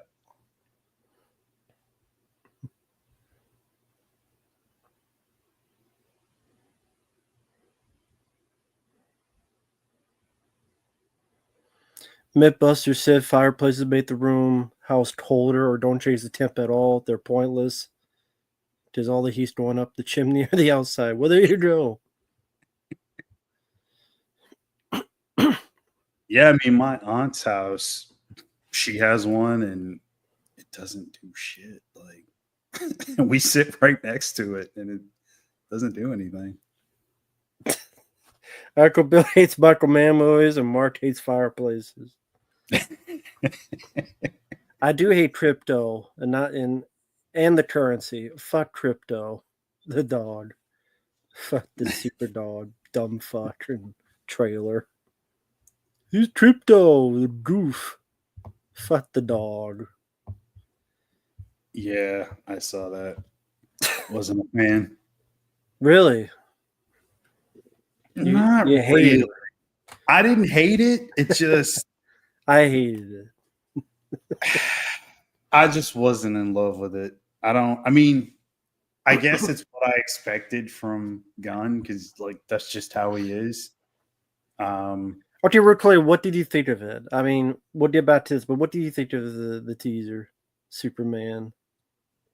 The teaser or like the full trailer? The teaser was Or the trailer, yeah, the trailer, whatever.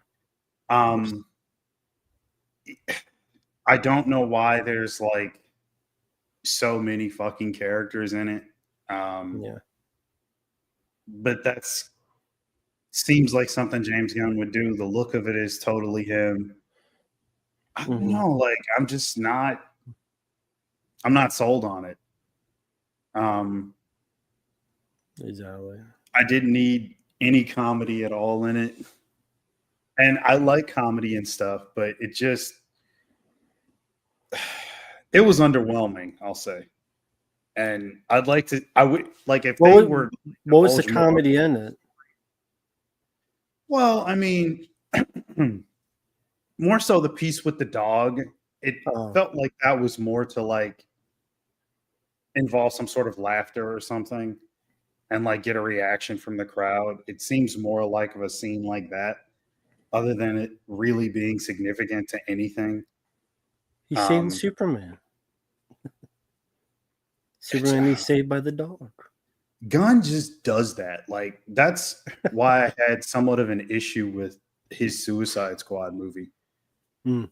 I didn't hate it, but it's like all those characters, like it's sort of his shtick to say, like, hey, I know all these characters, so I'm going to put everybody in the movie. And hey, here's this guy, and here's that guy.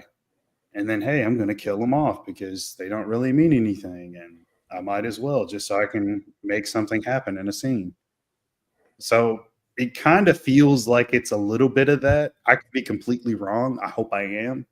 I don't want the movie to be bad because I'd actually like to get a really good Superman movie, but I don't know if this is it.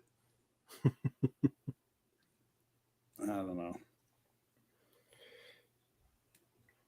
Oh, one thing I think on the commentary is when he broke that window, I think he was told not to break that neon sign.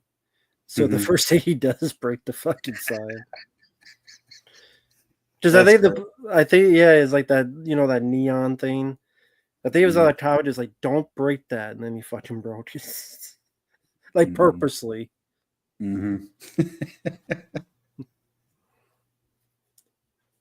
Yeah, I did like that scene we passed it where they're going through town and it's just a complete ghost town. And it's just how quiet it is. I did like that scene. That was a while back, but yeah, that was a nice kind of, because we saw how festive the town was, and just to see how complete utter. I mean, would you assume they all ran out of town, or I guess they're supposed to be hiding in their houses, or are they maybe, because we don't quite know how many are dead. That's another thing. We don't know how many did die. Exactly. Merry Christmas. I was thinking about that earlier. 305 HHC, Merry Christmas to you. But sorry, go ahead. Yeah, I'm not sure. Like, how could you be 100% sure that you got them all? Yeah. I would have thought that would have been a jumping off point for the sequel, but obviously they went in a different direction. Yeah, I don't know. It is cool though that this like whole thing is like an actual like store. It's not really. I mean, they put all that stuff in there. It's all prop stuff, but they did a pretty good job. I mean, but you kind of have to, right? I mean, it's the climax of the movie. Yeah. It's your final set piece. Everything's going to go down right here. And I think Zach said that was his idea for like the chainsaw baseball sequence. He takes credit for it. I've never seen Joe Dante dismiss that claim, so maybe he did come up with it. I don't know. Well, does Joe Dante know that Zach claims that? I've seen him talk about that scene, but I don't know. That's a good question. I don't know if he's ever known that he did take credit for it. I remember him talking about it, but I don't know if he ever said like, hey, yeah, he came up with that.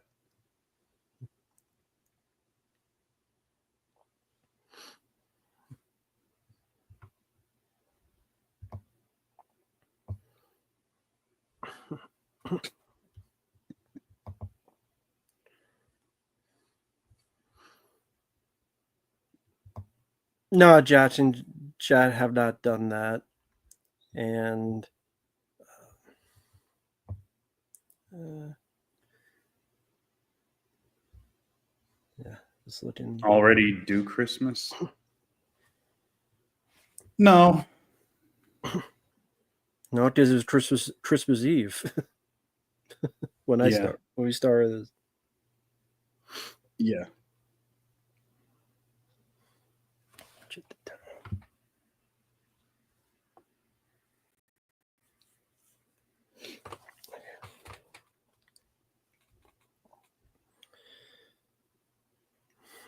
Yeah, it's almost there. It's 11:50 for me. Same here. Hey there, Ryan. Hope you're doing well.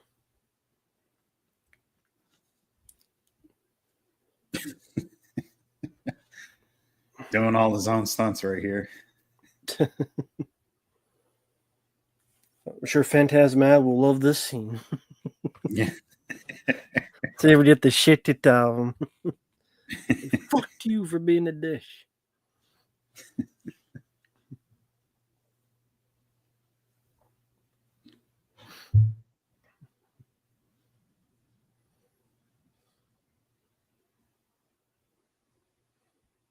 I think they said also that parents were upset. It's like they thought this was going to be like Son of ET style movie. Like the advertising was somewhat misleading. It was a bit more scary and violent for their kids that they had hoped for. They didn't really want it to be what it was. But even as a kid, I mean, I would have loved this though. That's the thing. Like I would have been crazy about the movie. Well, if you watch the trailer, it tells you what kind of movie it is. So I don't know what they mean by that. I guess they were sold on just posters and stuff coming soon. They see Spielberg's name on it. They see, the image, and it looks. You see the little furry hands. So yep, the director of Temple of Doom ripping hearts out. Yep, that's it. right. Yeah. And Jaws, because Jaws is a great family movie. Jaws is a wonderful family movie. You take the kids. I think back then they paid way more attention to the rating thing. Like that was probably another misleading thing for them. Well, this time period, PG had titties in them, so come on. Yeah, that's the parents' that fault. You could have. They should have seen the movie first and then see if to take their kid or not. Be a parent. Do your fucking job. Right. Ain't my job to parent your kid. It's your fucking job, you lazy asshole. That's another rant. I mean, there are some parents that are just should never have been parents in the first place. And what they should have done is one of three things: either the crack, the back, or keep in the sack. And just never breed. They're too fucking stupid to breed. Mm-hmm. And there's a lot of people out there who are just too fucking stupid to breed, and sadly they did. So again, let me repeat: crack, back, or keep in the sack for those people out there. Now I don't know how this fucking car works with Barbie cars that you literally have a gas pedal that works. Exactly. Is that how these fucking Barbie cars work? Like the gas pedal actually does work like this? But yeah, I don't know how the fuck that works. Stuff. Yeah, I don't know how that works.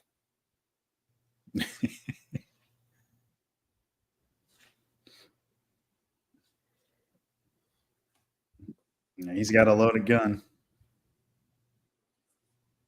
He's not shooting blanks.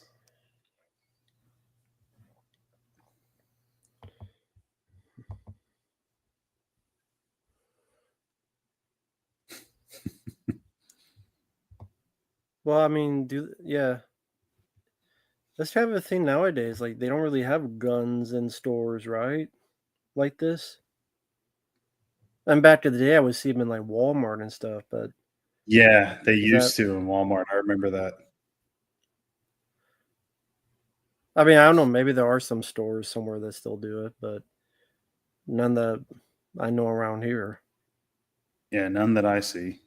Unless a pawn shop, of course, but I just meant like actual stores. Yeah.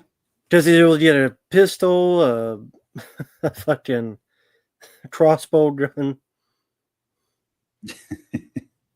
Right. There he goes, taking Billy's thunder.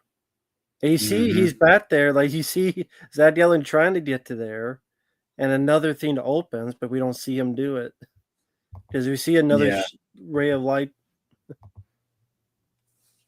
Yeah, and that was probably something that they cut out, and they must have shot the scene with Gizmo on a different day or something. Because I think he said like he dove past like the bullets or something, and like pulls it down. But And when he saw the final cut of the movie, he saw Gizmo do it and save the day. Camera had guns back in the 90s. Fuck you, Michael Moore. I remember that. Yeah, I remember Michael Moore. Jesus. Yeah. I do remember the Kmart thing, having guns. Gizmo could have fucked everything up. Like that car, he could have landed in the water, created more. Yeah. Well, he should have gone there and still worrying about shooting him. So worrying about shooting Zad, should have gone do his business.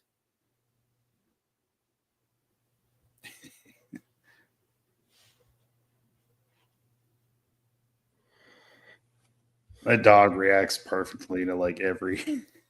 Yeah. Very subtle, but still effective. It's just a pile of goo on the floor. Mm-hmm. Obviously a way to hide the evidence so no one could believe them. Mm-hmm. So thus those no remains. Yeah. Although to be fair, no, that's not true. I mean, that's not true. The mom would have the remains. She stabbed the shit out of him with a knife. Wouldn't she have that body? Yeah. One in like the blender thing, some remnants in the microwave. Yeah. Yeah, so they'd have evidence. So how come they weren't like famous for look at these fucking bodies of these creatures and be known across America like Val and Earl and Tremors, Time Magazine. Jeez, acres of movies. I mean, yeah, well, that's my thing. I kind of agree with you. Well, not about him being a cunt. Matt's a nice guy. Phantasm Matt's really nice. But Yeah, he is. I do agree. Yeah, lower your expectations. Always have them low because you just never know, man. Fuck You that. never know No, what they're going to be like. you should not lower your expectations. Be a decent person. That's not much. No, yeah, true. But this day and age, I don't put anything past anybody, and I don't necessarily go in hoping. Pictures that, of like, movies. Are you Zach Galligan's manager? Is your like mouth on his cock? Give it a break. Like it's Zach Galligan. He don't know who you are and don't know you exist. Get your mouth off Zach Galligan's dick, man. Jesus Christ. Or maybe Zach Galligan was a fucking dickhead too. Because guess what? That Could've happens been. all the time. Don't worship these people because they don't give a fuck about you. Hate to be the bearer of bad news. A lot of them don't give a flying fuck that you exist. Unless you got That green is and money. very, very true. Unless you And got 9 money. times out of 10, they're gonna forget that they met you like Exactly. 5 minutes after they meet you, and they get paid. Exactly. So I don't doubt that some of them enjoy the experience of meeting fans because maybe they can have some interesting conversations and stuff like that. But like, I mean, it's all transactional, and it's so brief that it's not really enough to be memorable anyway. You know? yeah, and I mean, unless you yeah. meet the same person over and over, like at every show. Sometimes they'll remember you. That happens sometimes, but yeah, you can't.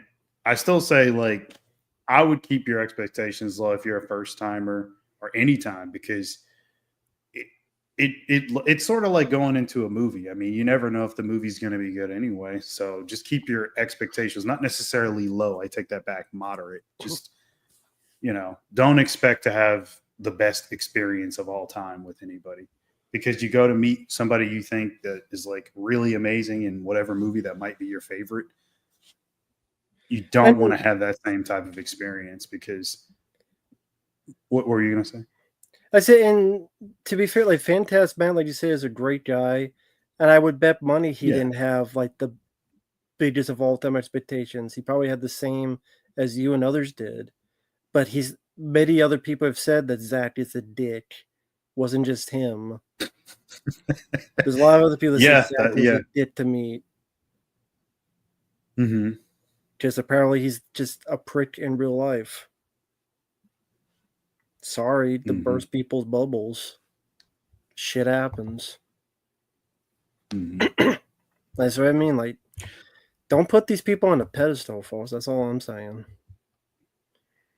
Yeah. Yeah, that's what I was saying in a nutshell. Like, don't pedestalize anybody. They're all just people like you and me. They just happen to have a cooler job than other people. And I love this shot right here, by the way. Just want to throw that in. Looks awesome. It's very cool.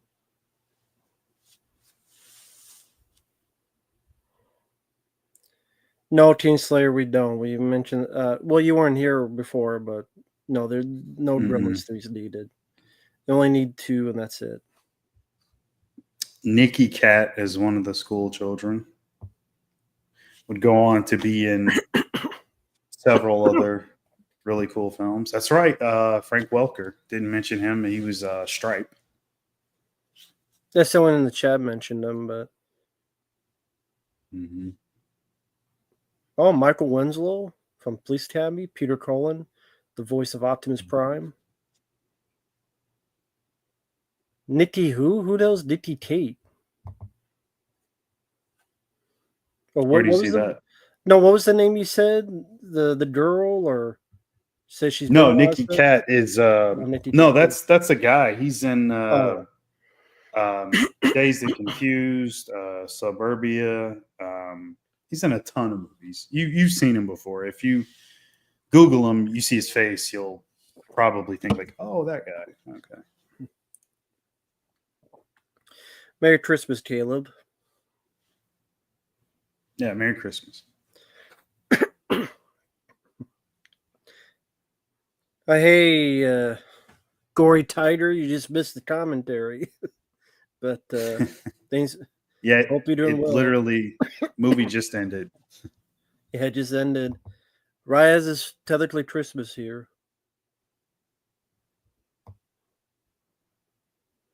Stunt coordinator Terry Leonard, who worked on Raiders of the Lost Ark.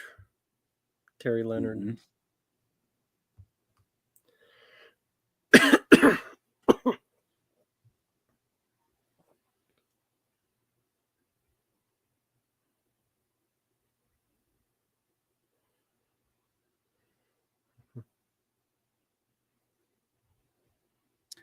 Yeah, this theme is really fun.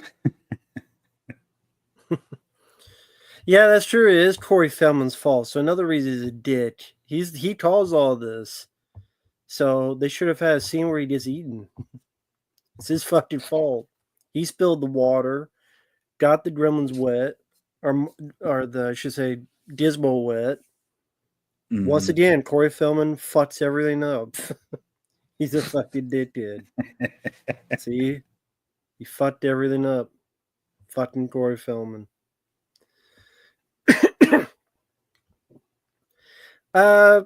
I don't know, Predminator. Most of my top 10 Christmas films would be action films, so probably not, but if it didn't involve action films, maybe.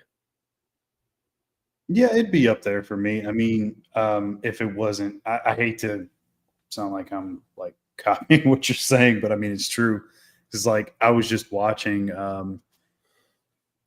just because I had like the day off, which I never usually have Christmas Eve off, but man, I crammed so many in. I got, and like I would say the weekend as well. I got a couple in: Die Hard, Lethal Weapon, Cobra, I Come in Peace. But today? No. No, not all today. Some on the weekend. Today as well. But yeah, it's a ton of movies I got up there, like all Christmas themed, and they're all action. And I didn't really realize it until like I'm like, man, there's so many Christmas action movies. There's a few comedies, and then a couple like dramatic ones, like the movie Go. I don't know if you remember that from '99. Always liked that one, which I hadn't seen, and I couldn't even tell you the last time I've seen. That's a very expensive out of print Blu-ray. Mm. But yeah, like I watched a little bit of The Ref. Just also a Christmas movie. Hadn't seen that in a long time since I was a kid.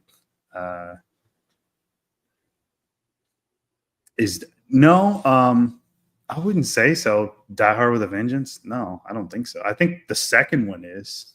Yeah, the second one is, yeah. Yeah. But yeah, it's a lot of them are really fun action flicks. Mostly. Mm-hmm. Yeah. The Gremlins thing is very good, Nick B. Yeah, Violent Night I enjoyed it for what it was. It's not a film I rewatch much, but saw it once. It was fine. I liked it for what it was. Yeah, I thought they could have had a little bit more violence throughout. Mm-hmm. I think that sort of like picks up from the middle, like to the end, but there's not much in the beginning, from what I remember. I only saw it once when it came right. out. Yeah, but, I get you. Yeah, didn't hate it though. It was okay. It's not a bad flick. Oh God. Neither.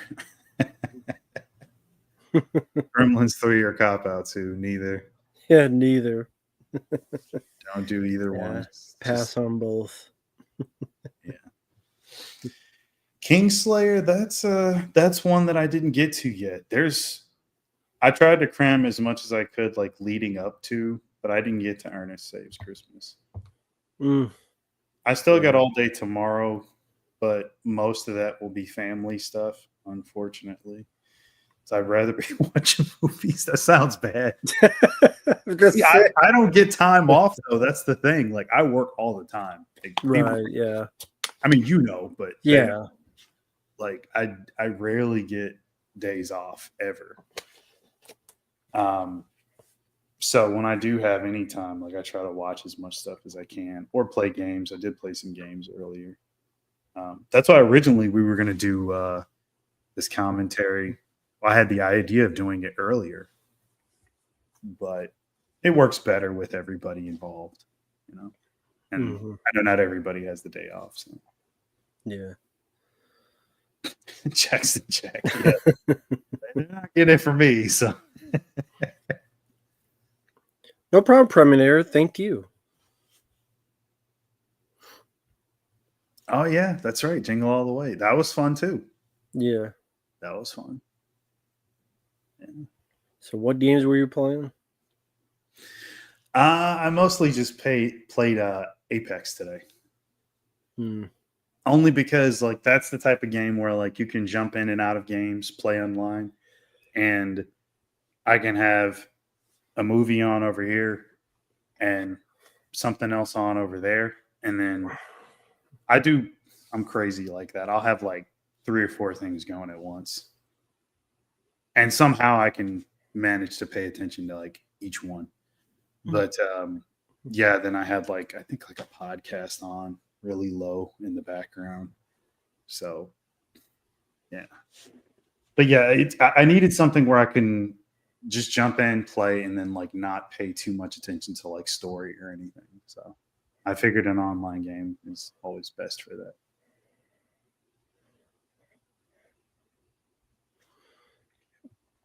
But with that said, it's a bit after midnight. It's Christmas Eve. Probably going to be heading to bed soon.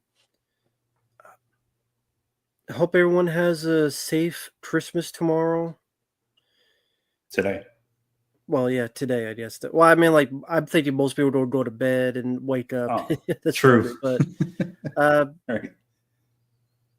As for me, I might be doing a Christmas stream, 7 p.m. Central. Depends on the time. I might do that. And I'm guessing we'll do a Friday Night Lives.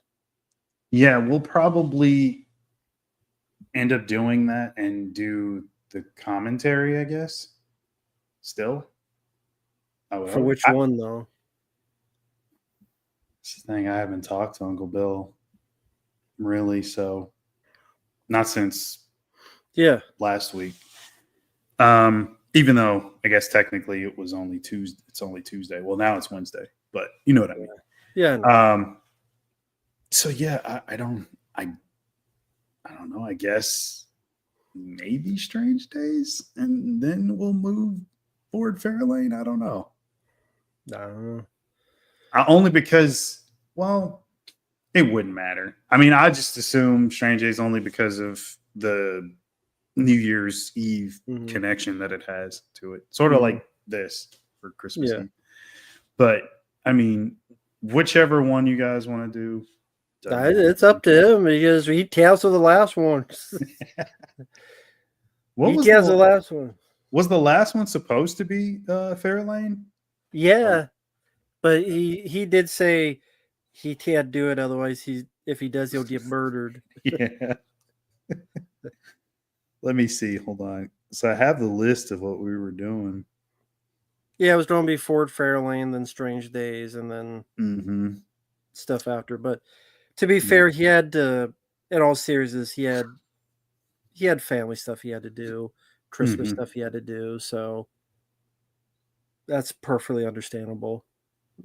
Yeah, reasonable, rescheduling. Of course. Yeah. Makes sense. So we'll see. We'll see on maybe Thursday, Friday. We'll find out. So yeah, I mean, more than likely we'll do something because it'll be after Christmas. So he should be free. Yeah, he's got 5 kids to feed. That's right. So for anybody watching, we'll probably be back Friday night doing this again. Another commentary. Not sure which movie yet, but if we're doing a commentary, it may be like, who knows what it'll be. He better fucking stick to the schedule, all right? Like, I didn't come up with all these dates. I still get everything listed right here. I didn't date everything. It's like, oh, let's just do a fucking Q&A show or whatever. No, we're going to do the commentary. Only because, like, I'm trying to think the last commentary that we did. Was it Bloodsport? Maybe? Oh, I can't remember. It had to be. Like, it's been forever. And I don't even know if that was this year. It doesn't feel like it was. Yeah. Silver Wings, that probably will happen at some point. I'd like to do it. That's always an option for me. I'm a big fan of those. Obviously, Rambo is. But for those, we got to have that one. We got to have UB as well. That'd be cool. Yeah. But with that said, whatever happens, you guys take care. Have a good and safe Christmas. And we will talk to you guys whenever we do. Thanks once again to Predminator. Yeah. Thank you for your kindness. And you guys have a Merry Christmas. Merry Christmas.